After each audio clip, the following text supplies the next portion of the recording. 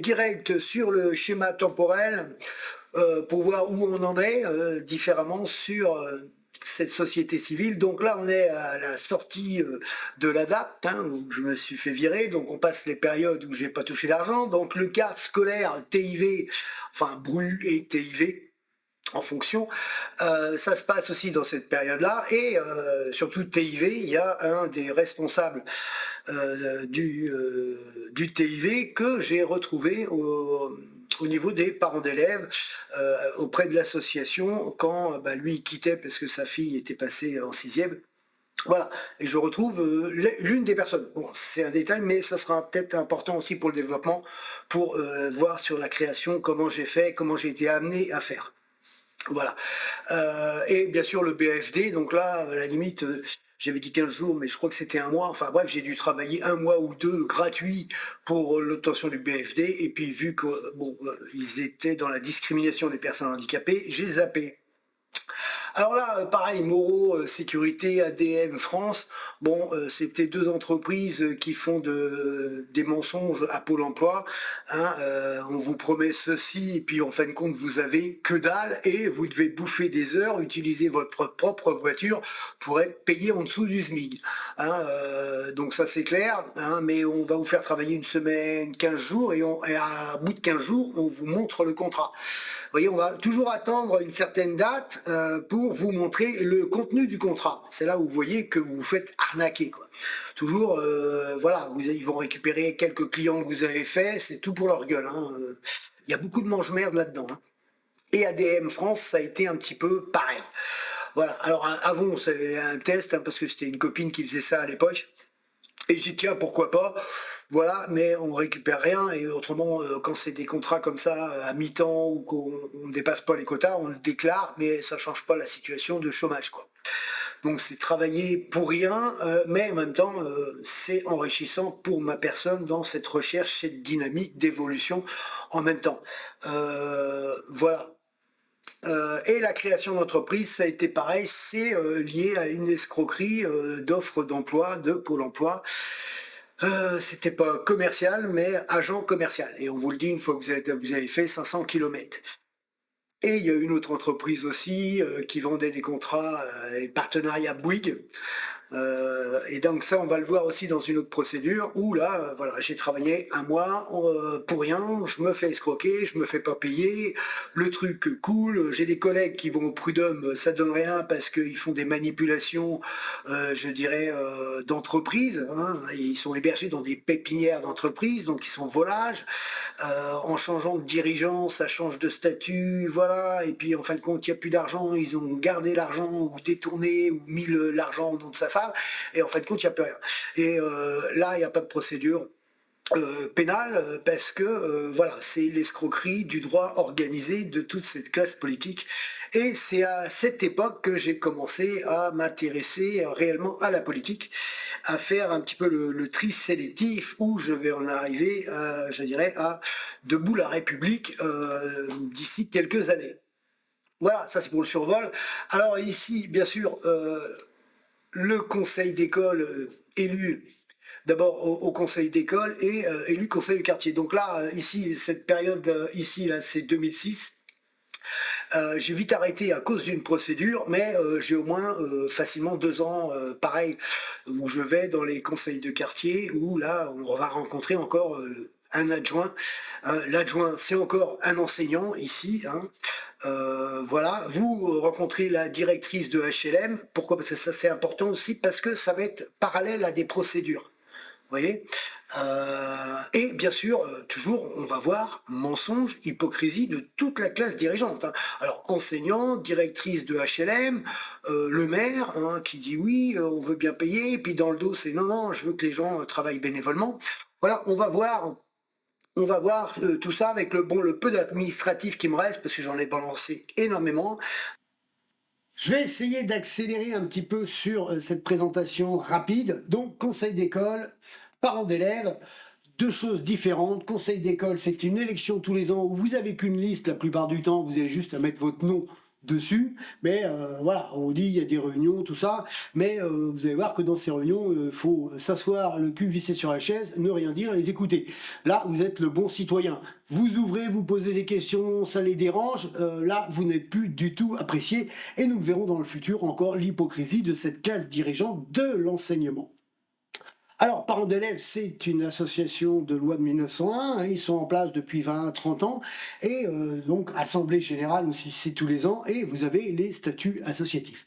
Et donc, les statuts, vous ne les voyez pas, ce qui m'a permis de comprendre qu'en fin de compte, j'ai affaire à des personnes qui sont dans les copinages, et là, depuis le début, hein, puisque moi je suis arrivé juste en CM1, CM2, donc je suis arrivé les 2 dernières années, et j'ai compris que à la base, voilà, ils ne savent pas ce qu'ils représentent et ce qu'est leur responsabilité au sein de l'association et bien sûr des statuts, parce que c'est un cadre, tout est géré par un cadre et c'est la démocratie.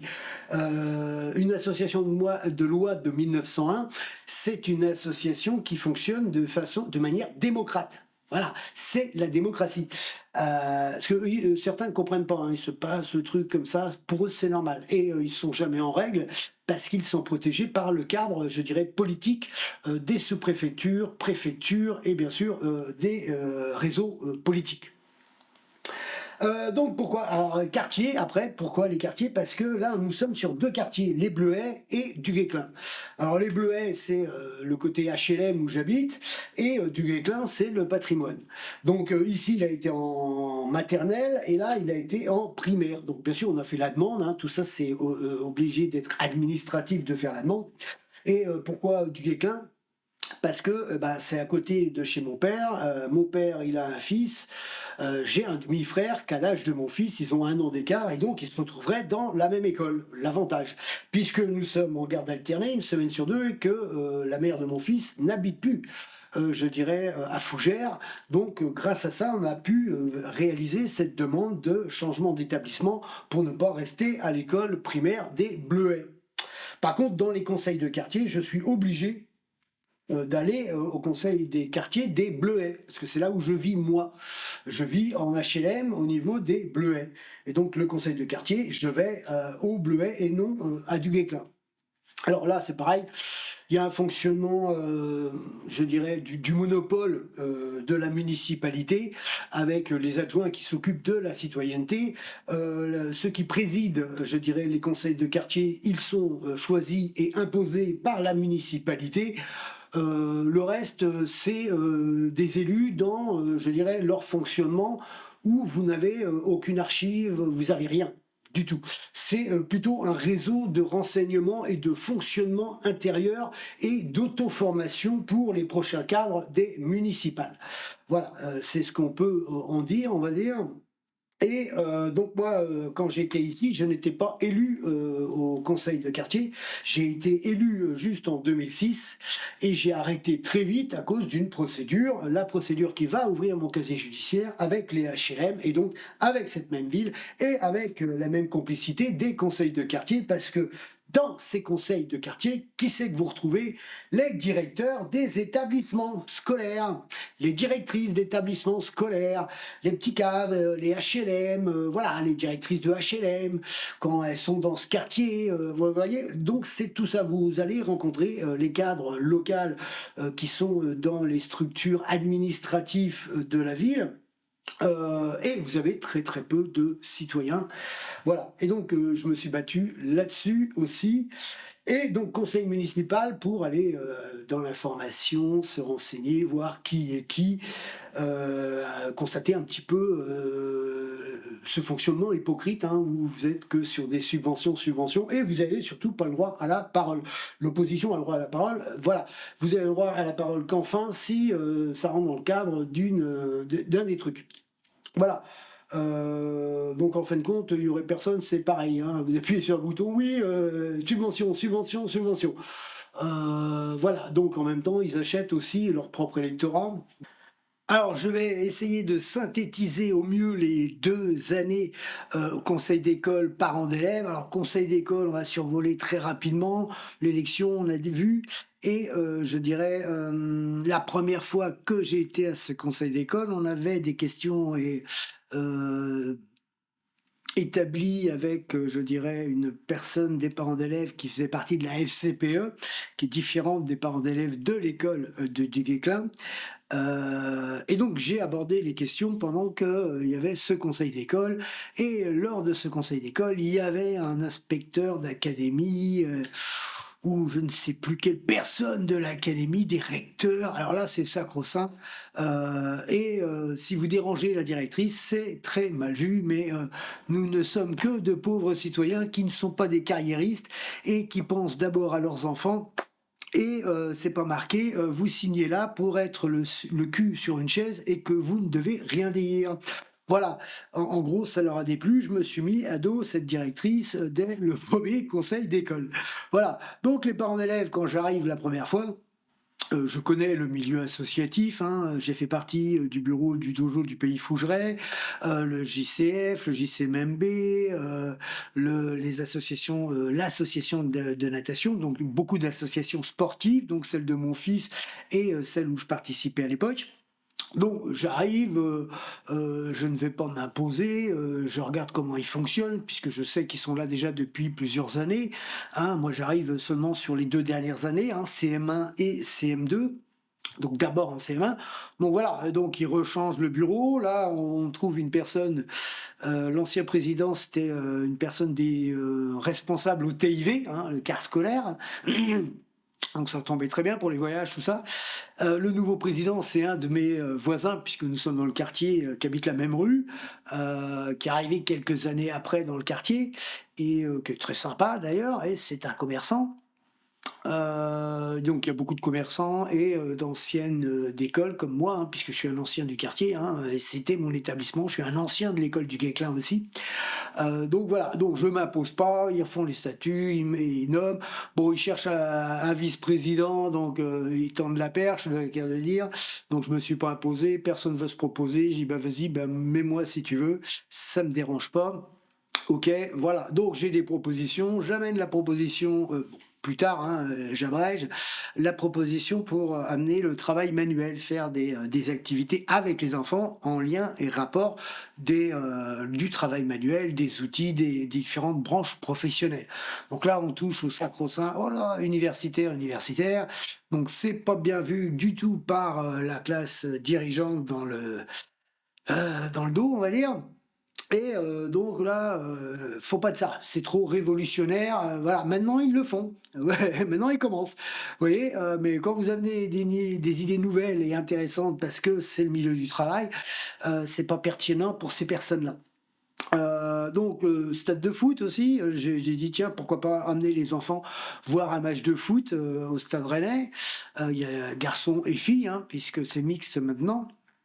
Donc le Stade Rennais veut bien. Un problème de financement, je sais qu'ils ont des subventions, mais en fin de compte, les subventions sont réquisitionnées par, la directrice pour leurs activités. Donc en fait, c'est comme si vous aviez pas l'argent, et vous ne travailliez que pour les activités prévues par, le cadre, de la direction scolaire. D'où le problème et on n'était pas, forcément sur le même cheval de bataille.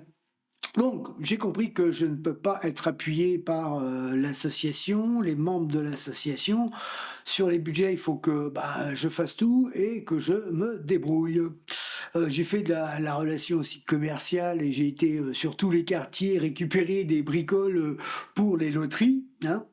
Donc ça aussi, c'était un moyen de faire rentrer quelques, petites choses, pour les fins d'année, les écoles de la fête de fin d'année des écoles scolaires. Voilà, donc c'est là que j'ai été chercher les statuts de l'association, j'ai étudié les statuts de l'association et que j'ai vu qu'il y avait une faille pour pouvoir, prendre le pilotage de l'association. Il fallait, je dirais, prendre le monopole par le biais de la démocratie. Alors, l'association pouvait comprendre jusqu'à 25 personnes. Donc là, comme ils sont que 10, pour avoir, je dirais, la majorité, il faut qu'on soit 12 plus moi, ça fait 13, voilà.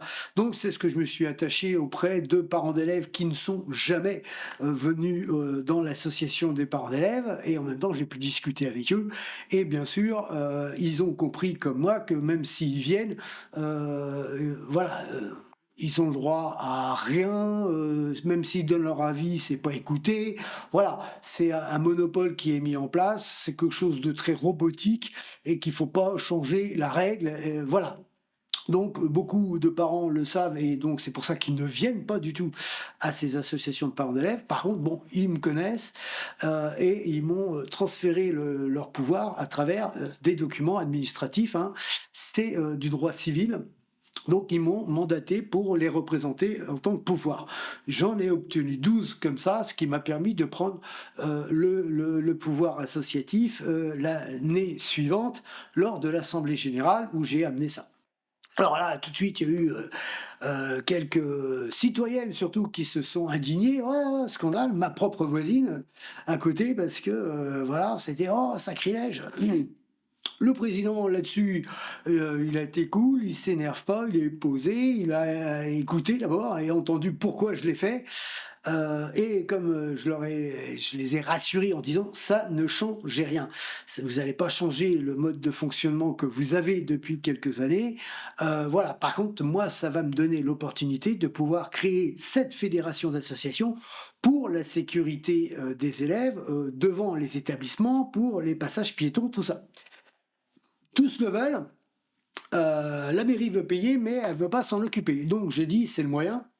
Et comme je travaillais sur de la création associative à cette époque, j'avais déjà rencontré le maire une fois, et donc l'enregistrement que j'ai, c'était sur cette création, et c'était pas sur l'association de la fusion de cette association-là. Donc l'enregistrement n'est pas valide, c'est pas celui-ci, l'autre j'ai dû le perdre. Enfin, dans les transferts de fichiers des ordinateurs, voilà. Donc par rapport à ça, ça me donnait la possibilité de pouvoir communiquer au niveau du sous-préfet, l'adjoint, tous les directeurs d'établissement, les présidents, retirer toutes les statuts des associations. C'est là que vous voyez la différence des statuts, et qu'aucun statut ne s'en règle. Ils sont là depuis 20 ans et ils n'ont pas changé. Donc vous voyez, ça veut dire depuis 20 ans, il se passe la présidence de l'association où vous ne savez pas qui est le président à l'instant T, au moment où vous en avez besoin. Donc c'est pour ça que j'ai réalisé cette action, je dirais, de fonctionnement. Et quand on est arrivé à l'assemblée générale, donc quand j'ai rencontré les directeurs, tout ça, oui, tout le monde est d'accord, tous. Ils sont tous d'accord, mais au final, quand il faut arriver, il n'y a plus personne. Il n'y avait plus que moi, le vice-président de l'association de Duguay-Clin, le secrétaire, et il y avait juste une autre association qui s'est déplacée, et comme par hasard, c'était celle des Bleuets. Hein, le directeur de l'établissement, c'était Garnier, que l'on retrouve après au conseil de quartier que j'ai connu au conseil de quartier des Bleuets, et au conseil municipal après, puisqu'il se forme au travers des conseils de quartier. Donc voilà, on va passer vite fait sur l'administratif. Alors l'école du Guesclin, voilà, nous y sommes, le 25 rue des Orières et le 67 terre boulevard Charles-Tillon. Donc on voit bien les parallèles dans cette trigonométrie euh, de situation de survol du quartier, on va dire. Et le deuxième quartier, donc le quartier des Bleuets, qu'on va agrandir ici, voilà. Donc le HLM, on le voit bien ici. Là, c'est l'école primaire publique des Bleuets et le conseil de quartier qui se passait ici. Donc c'est pratique, les cartes, je dirais, hein, sur Internet. On voit tout de suite les géolocalisations. Donc un des courriers, parce que j'en ai plus, c'est le problème des archives, on va le voir enfin là. Donc élu au conseil d'école, donc je travaillais avec Madame Lebert, Christine Lebert, on va dire, parents d'élèves aussi, élu au conseil d'école, donc pour faire les questions qui fâchent et qui déplaisent. Et elle était associée et affiliée à la FCPE, elle. Voilà, et donc là on passe directement à l'association la création, la fusion, donc les demandes de rendez-vous, donc le peu de documents qui me restent et d'archives, parce que c'est compliqué, vous allez le voir. Voilà, donc là c'était l'adjoint au maire, commission 2, éducation, voilà, on voit le nom. Voilà, là c'était au sous-préfet, donc et j'aurais voulu des informations sur les associations déclarées, le suivi de celles-ci, la conformité. Bien sûr, vous aurez compris qu'ils ne répondent pas parce que de toute façon, ils sont dans l'indifférence de leur pouvoir absolu. Et voilà les statuts de l'association à proprement dite, que j'avais dénommée Lumière. La lumière qu'ils n'ont pas voulu, ou qu'ils ont éteint en commun. Donc il y avait des sections, donc on va les voir. Donc je vais laisser tourner un petit peu, voilà. Pour faire les pauses, voilà. Vous retrouverez de toute façon le fichier dans l'intégralité, donc les différentes sections des écoles maternelles et élémentaires. Voilà, le reste des articles. Là, il y a cohérent, il n'y a pas de vide. Nous pourrons constater ça sur d'autres associations dans les différentes procédures. Là, c'est pareil, voilà. Et donc les différentes sections, là, avec les signatures qui auraient dû exister s'il y avait cette création. Voilà, du Guesclin, Outil-Gautry, les Bleuets, la Forérie, Châtière-Madeleine. Et là, vous aviez que les maternelles, Alain Fournier et Raoul II. Et nous terminons sur l'épreuve et authenticité informatique des fichiers. Donc là, on va pouvoir voir que les documents, donc ces documents, donc celui du sous-préfet et celui des statuts, donc ils datent d'avril 2006. Donc ça, c'est super dur à garder dans les fichiers parce qu'il y a eu une évolution technique, technologique tellement énorme qu'ils ont tout modifié dans les propriétés. Vous voyez ? Elle nous parle de créer le fichier le 20 octobre 2023. C'est pas possible puisqu'il a été modifié en 2006. Vous voyez ? Et le dernier accès, c'est bon, c'est quand vous ouvrez le document. Donc les créations, c'est quand vous changez de disque dur, que vous transférez, je dirais, le fichier sur une clé USB. Voilà. Donc la date la plus importante, c'est la date centrale. Voilà, et c'est pour ça qu'il ne faut pas modifier le fichier, parce que si vous le modifiez, vous perdez cette date. Et pour, je dirais, un petit peu leur trafic informatique, cybernétique, de traçabilité, d'authentification, eh ben, ils ont amené des modifications où si vous transférez certaines données sur un disque dur, ça va vous supprimer cette information et va la réactualiser à la même date que l'on peut le constater ici. Et donc là aussi, je vais parler des enregistrements, et donc le seul que j'ai sauvegardé avec l'ancien maire, la Faucheux, donc on voit c'était septembre 2005, c'était le sujet des associations, mais ça c'était sur la création des associations qui n'avait rien à voir avec voilà. Le deuxième fichier d'enregistrement, il a dû s'égarer puisque j'ai subi aussi des attaques à une époque et voilà. Vous aviez sur Internet au début des virus, des choses comme ça, et vous perdez un peu de données, ce qui est très dur à sauvegarder, de faire basculer les fichiers de date à date, de garder des archivables voilà, qui datent à peu près de 20 ans, 25 ans. Quoi. Donc voilà, hop, on va passer direct au quartier, petit briefing. Le conseil de quartier. Alors, conseil de quartier, élection tous les 3 ans. Donc quand j'arrive en 2004 à peu près, l'élection, la prochaine, elle est en 2006. En 2006, je suis élu jusqu'en 2009, sauf qu'il y a eu une procédure, et la procédure contre ma personne, c'est un des gardiens du HLM de la Zupin, 10 avenue de Normandie. Dénonciation calomnieuse, nous allons le voir, et c'est cette procédure qui m'a ouvert mon casier judiciaire.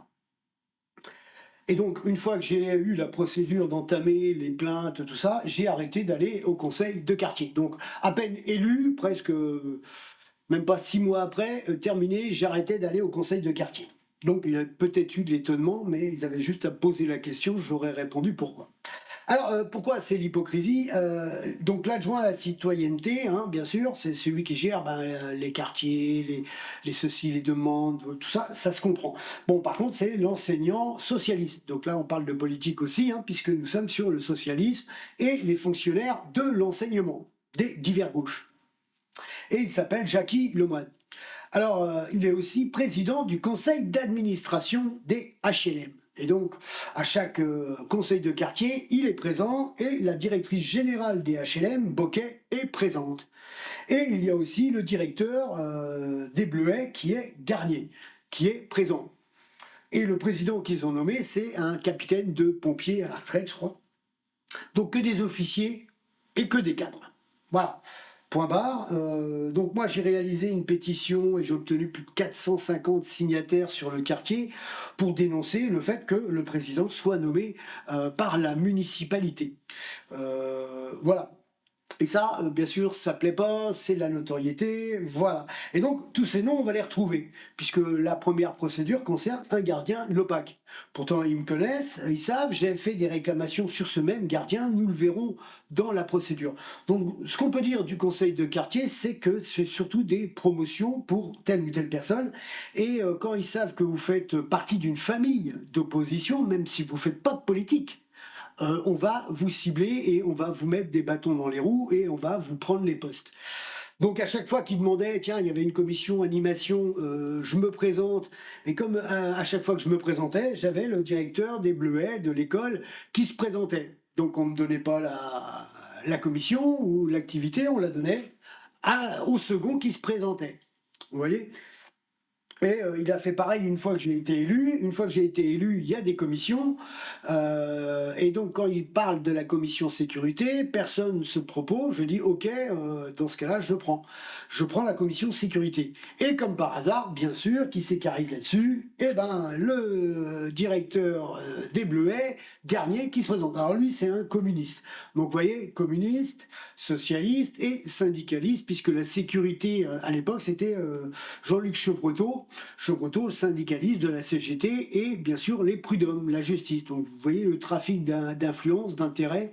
Voilà. C'est-à-dire que toutes les personnes qui font partie d'opposition, enfin sans être d'opposition, mais de familles qui ne sont pas avec eux, sont déjà rejetées. Ça veut dire que tous les postes, c'est pour leurs enfants, c'est pour leur famille, c'est pour leur lignée, au sein même de leur réseau de renseignement sur nos personnes.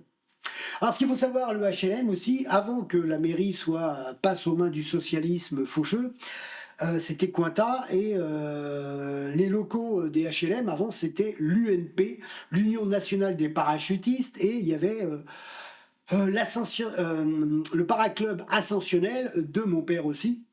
Donc c'était les locaux, je dirais, de militaires prêtés par la ville à ces associations, qui ont été réquisitionnés après, et ils ont construit leurs locaux HLM. Donc vous voyez, tout un symbole, mais eux le savent, eux l'ont pas oublié, alors que moi, au début, quand je suis dans ces actions, je ne vois pas ça, voilà. Tandis que, voilà, la notoriété, si vous êtes trop connu, eh ben, c'est pas bon pour leur liste à eux. Voilà, parce que eux, ils pensent toujours liste municipale, monopole. Vous voyez, discriminer une partie de la population qui n'adhère pas à leur idéologie. Idéologie de la race supérieure et des politiques étrangères de l'Union européenne, américano-islamiste.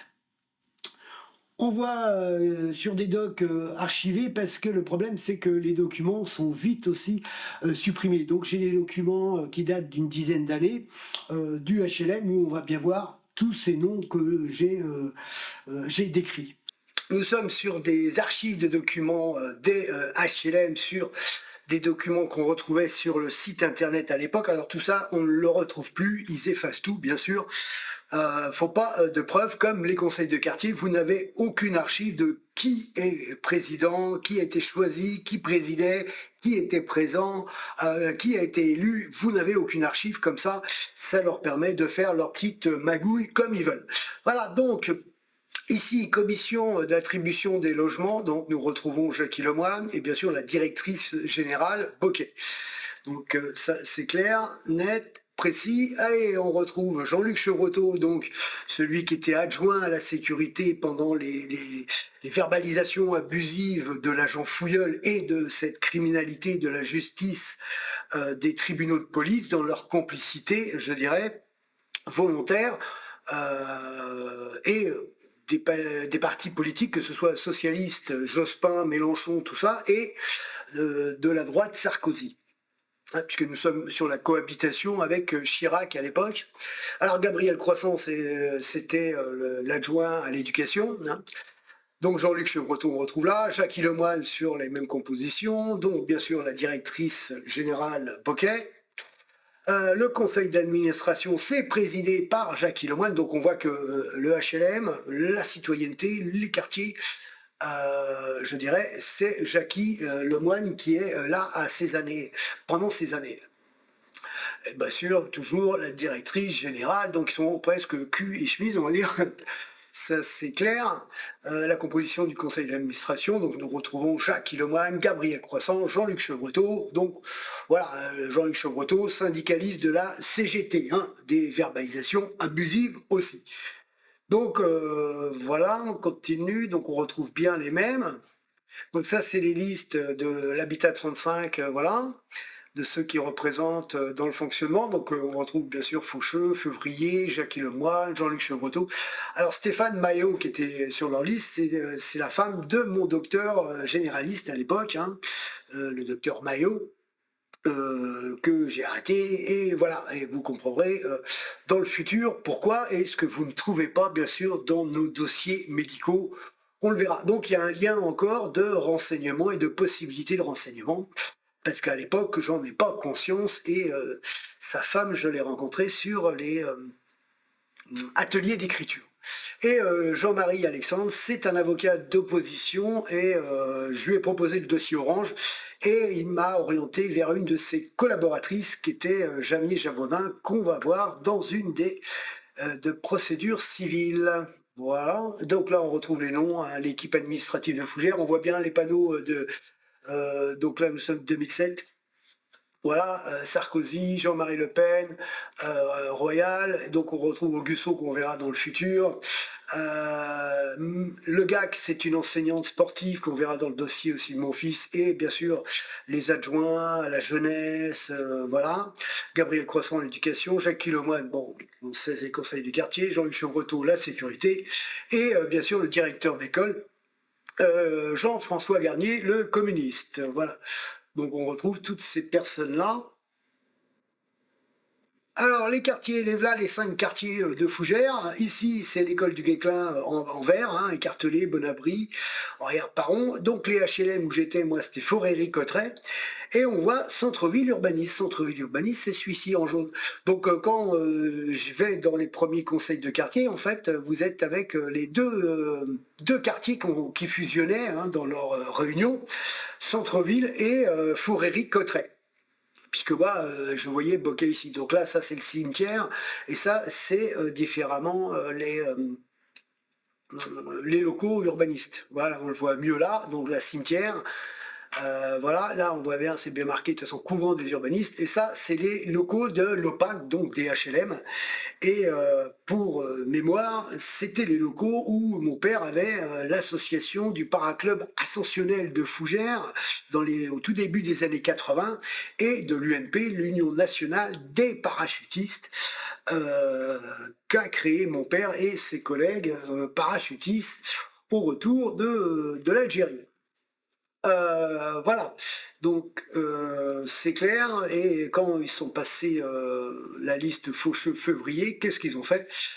Eh ben, ils ont récupéré les locaux, terminé, point barre. Hein. Vous voyez, eux, ça les gêne pas voilà, de récupérer et d'annuler les subventions à telle ou telle association. Par contre, quand on leur fait, c'est un scandale. Vous voyez, avec les dizaines, centaines de millions que ces associations touchent pour aider juste et seulement les clandestinités de leur immigrationnisme africain, dirigé souvent par des anciennes ministres, dans les copinages, des postes dirigeants et des privilèges, voitures, tout ça. Et tout ça, c'est sans impôt, hein, c'est net pour eux. Hein. Voilà. C'est les magouilles associatives de cette criminalité gouvernementale qui se succèdent pro-européenne dans leur politique étrangère. Le schéma temporel, et on y va, et on agrandit, et on va commencer à déplacer la barre temporelle, voilà. Donc, pour commencer à voir les superpositions, on voit bien que l'agent Fouilleul, pendant plusieurs années, tant que je circule pas sur Fougères, j'ai aucun problème, je ne subis pas les abus de pouvoir de l'agent Fouilleul. Par contre, aussitôt que je suis sur Fougères, là, et que je travaille dans cette dynamique de création, d'investigation de parents d'élèves, c'est là où je subis toutes ces attaques, hein, et donc bien sûr il y a le lien des réunions de sécurité qui concernent bien sûr le sous-préfet, qui concerne bien sûr la mairie et donc l'adjoint qui est bien sûr le syndicalisme de la CGT du Conseil des prud'hommes Chevretot. Voilà, les HLM, bien sûr, nous sommes encore avec le corps enseignant, le socialisme, et les écoles avec le communiste, hein, dans mon quartier. Voilà. Donc ça c'est clair. Donc là on a quand même survolé les parents d'élèves, l'association Lumière de la création qui n'a pas vu le jour d'ailleurs, hein, au cas de le dire. Le conseil de quartier une fois élu, terminé parce que nous aurons la superposition de la procédure du mensonge du gardien de l'OPAC qui se venge au travers de ça, grâce et avec l'aide, je dirais, de la police, surtout nationale, puisque la police municipale aura dans son procès verbal laissé le doute, puisque il n'y a jamais eu ce problème que je vais vous exposer dans le futur. Le prochain sous-chapitre, ça va être Orange. Donc la procédure Orange, et avec l'avocate Jamier Javonin, qui est une partenaire de l'avocat de Fougères à l'époque de la liste d'opposition, et son cabinet se trouve à Rennes. Donc voilà, et la procédure bien sûr qui est liée garde de mon fils, c'est pour ça que je l'ai mise ici, puisque je devais travailler avec la même avocate, mais je ne vais pas spolier, je dirais, le prochain sous-chapitre. Voilà, donc on voit bien les superpositions, et ce que vous comprenez, bien sûr, cette fois-ci, c'est comment écrire un livre témoigné avec ces superpositions de procédures qui sont, comme vous le voyez, très longues, très échelonnées dans le temps, et qui concernent aussi un mélange entre la classe dirigeante locale de notre vie sociétale, je dirais, au temps T de notre évolution. Donc c'est carrément impossible. C'est pour ça que j'ai dû attendre des années, des décennies, d'avoir la technique technologique pour amener cette évolution de compréhension de harcèlement moral, sociétal dans leur racisme, je dirais, intérieur et leur politique étrangère qui correspond à les lobbying de la finance américano-islamiste.